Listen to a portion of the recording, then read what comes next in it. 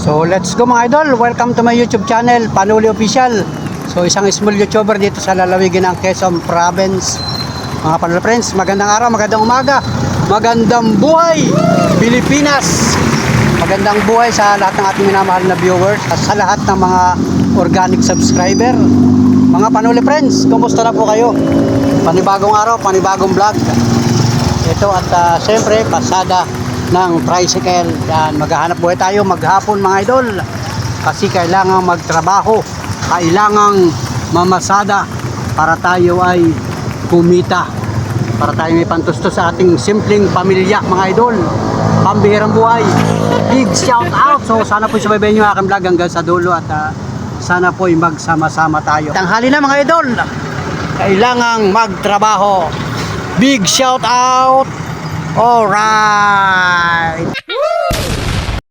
So let's go mga idol, mga Panuli friends. Panibagong araw, panibagong vlog. So tulad ng dati, may naispatan tayo dito sa mismong bayan.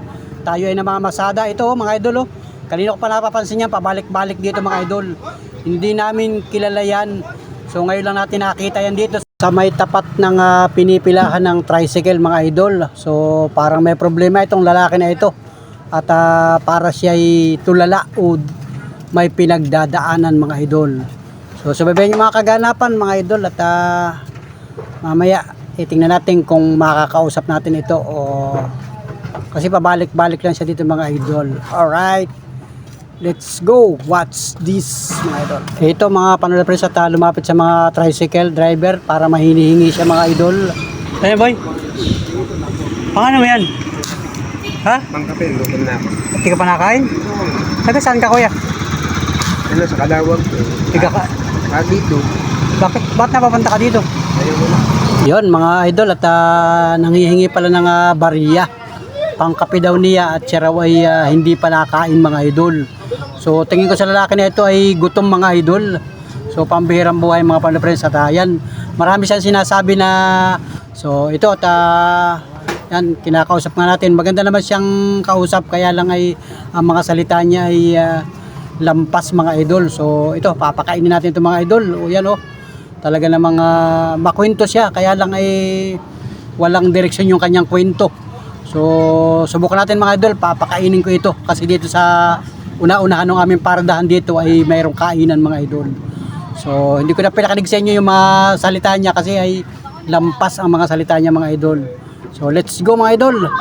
Watch this. Yan, tingnan natin kung may kainan. Hindi ka pa pala nakain. Nako, mahirap ito mga idol. Boy, ate kanin. Ano pangalan mo? Ang pangalan ko, Rexter Boy. Rexter? Rexter ano? Rexter Boy, Kape Malala. Kape Malala. Yan, taga Calao pala ito. Isang kanin ba? Ano wala mo? Yung tunay na malana, hindi yung bula na malana. Sige. Ito na lang, gulay. Yeah. Ang gulay na lang. Ay, ito daw. Yan, upo ka doon, upo ka doon. Tara. Sige. Kaya na pa nga kita napansin, doon nakaupo ka doon sa may paradahan namin. Pakay natin ito.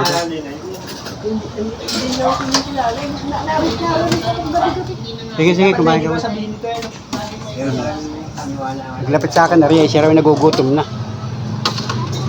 Akong babayad niya. Sige, kain ka na. Ayaw ko bigyan Bigyan mo tubig eh, bigyan mo tubig. Saka itiin niya ni Mabisa. Sabihan mo nga na sama ng mukha mo. Nasaan nilakas mo. Akong babayad nito. Kapakain nila natin. Yan, may sabaw pala. Bigyan mo ng sabaw para makahigop siya ng sabaw. Higop ko ng sabaw doon, may sabaw. Kain. Sige, okay na. Ay, hindi makakarating nyo sa mismong pinupuntahan ko. Ay, talaga naman ako nila kasi sinusundan ako. Sige, kumain ka na. Hindi ko sila pinupunta. Oo. Talagang yung tataas na araw ko para hindi sila makalusot ng mga pagbibilag ko. Kaya, nakain ka lang mo. Sige na, kain na. Kumain ka na.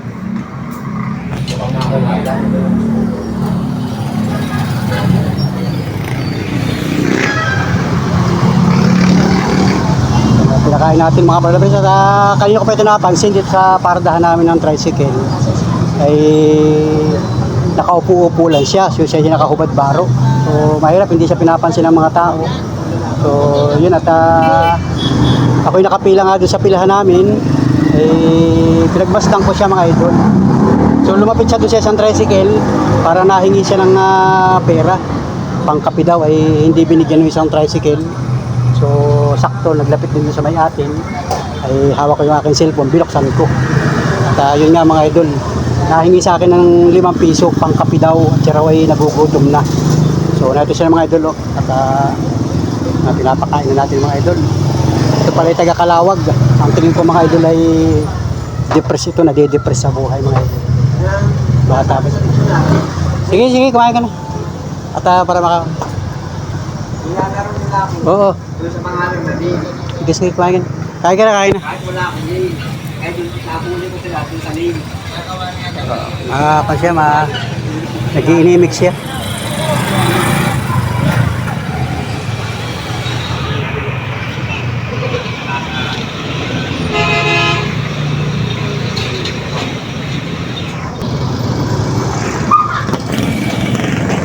Yan at makabayaran natin. Kano yung kanahan niya? 40 po.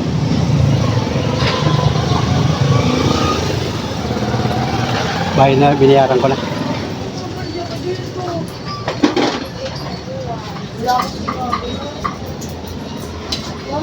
Ano, okay na yan kayo? Pagkatapos mo, pwede na at binayaran ko na. Okay na yan para... Sige, sige, okay na. Para ikaw ay mabusog. Uuwi ka pa ng Kalawag. Alphabet lamang. Wala yung sinasabing sira, ulo. Sa alphabet lang tayo, isip natin. Alphabet lang. Okay na yan, sige, kamain ka na. Para makarecover sa busog. Ako'y mamamasada pa. Pagkakain mo yan ay pumunta ka na doon sa Pakalawag ka na. Ano yung sinasabi niyo? Huwag mo na sana kung pahirapan pa. Sige, sige.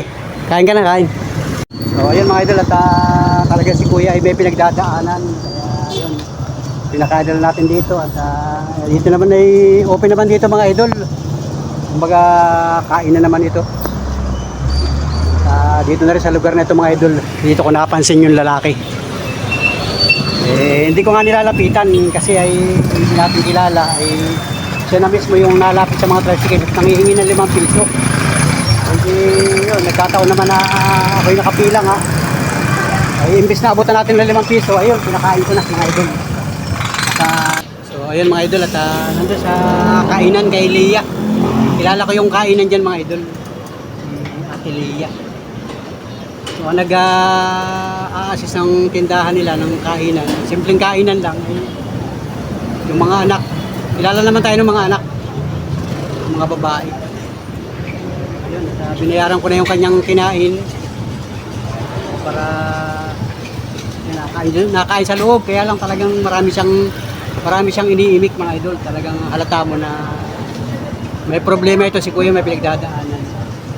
So mabuti naman at lumalapit sa mga tricycle, sa mga tao. Nanghihingi siya, may nakita ko sa kanyang kamay, may kaunting barya. So nakita ko doon sa isang tricycle, naglapit siya.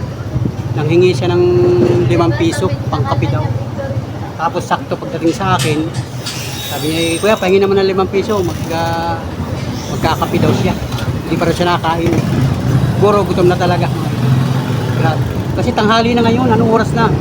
Malapit na mag-alas 12 ng tanghali. Tayo ay namamasada. So hindi ko na ito interviewin mga idol. Makikita ko na sa inyo, paglabas na doon sa loob ay nakaupo, nakain siya. Tayo ay namamasada dito sa bayan ay mga idol.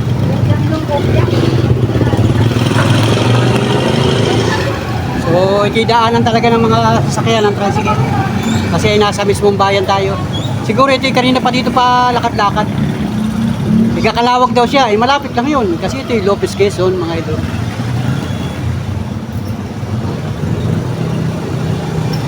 Makita natin kung lalabas na siya dyan.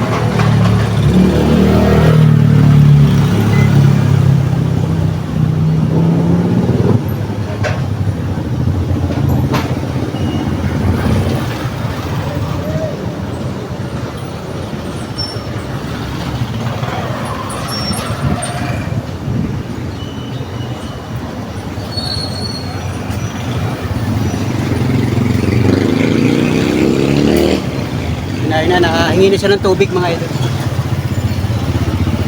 Wala, marami siyang sinasabi.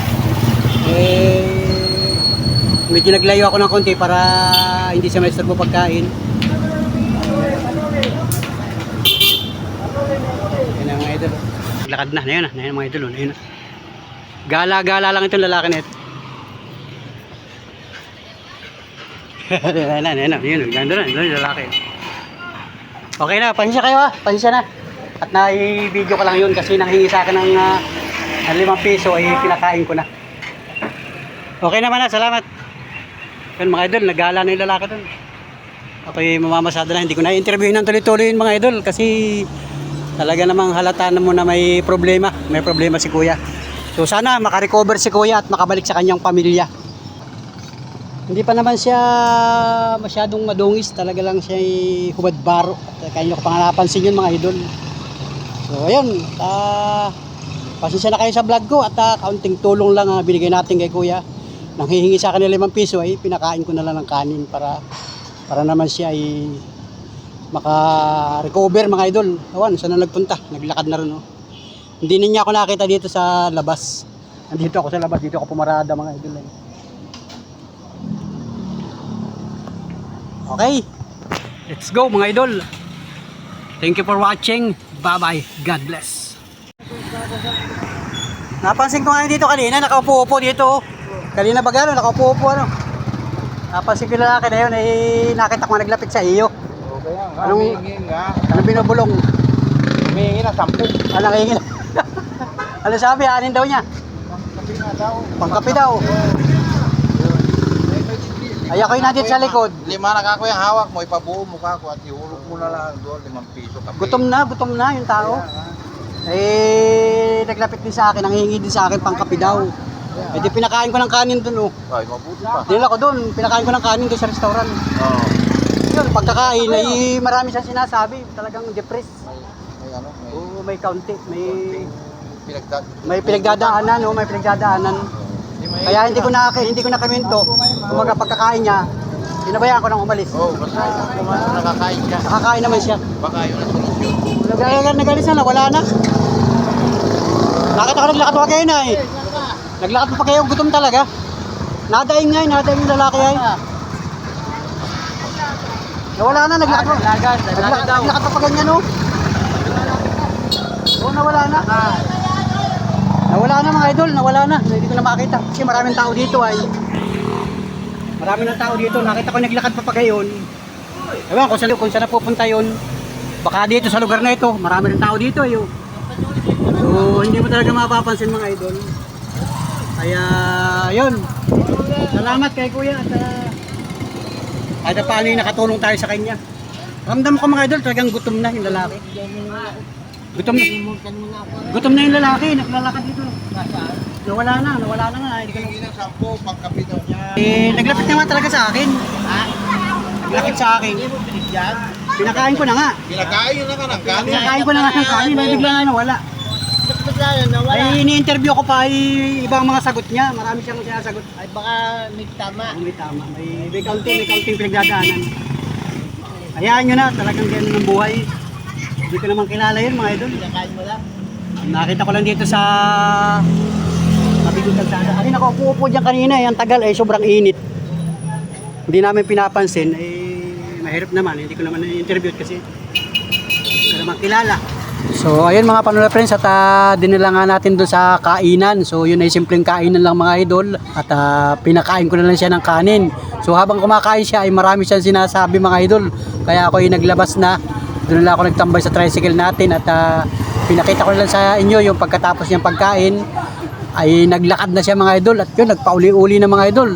Kasi dito naman sa mismong pinipilahan ng tricycle ay napakarami ng tao dito. Sali-salibat ang mga tao dito. So nawala na siya mga idol, hindi ko na makita kung saan na nagpunta mga idol. So salamat na lang kay kuya at hindi ko na masyadong in-interview. Pero natanong ko siya ay taga bayan ng Calawag. So salamat na rin sa kanya at salamat na rin sa lahat ng mga minamahal nating viewers, sa lahat ng mga organic subscriber. Pasensya na po kayo sa ating vlog at yun po yung ating nakuhanan sa oras ng ating paghahanap buhay. So magandang araw po, magandang buhay sa ating lahat. So big shout out mga kababayan, mag-iingat po tayong lahat. Alright? Let's go mga brother friends. God bless. I need somebody who can love me and my worth. No, I'm not perfect, but I hope you see my worth. 'Cause it's only you, nobody knew I put you first. And for you, girl, I swear I do the work.